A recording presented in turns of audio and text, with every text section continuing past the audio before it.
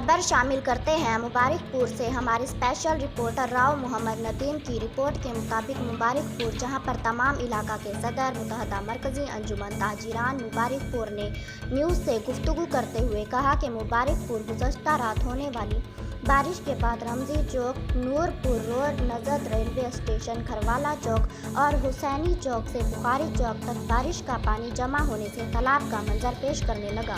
शहरियों को आने जाने में शदीद मुश्किलात का सामना करना पड़ रहा है। इंतज़ामिया को बार बार आगाह करने के बावजूद पानी नहीं निकाला गया, जिससे डॉक्टर अकरम साहब के सामने तालाब का मंजर पेश कर रहा है और मौजी अमराज फैलने का खदशा भी बढ़ गया। जिला इंतज़ामिया एक्शन जल्द अज जल्द एक्शन ले, मुंजानिब मुत्तहदा मरकजी अंजुमन ताजिरान मुबारकपुर।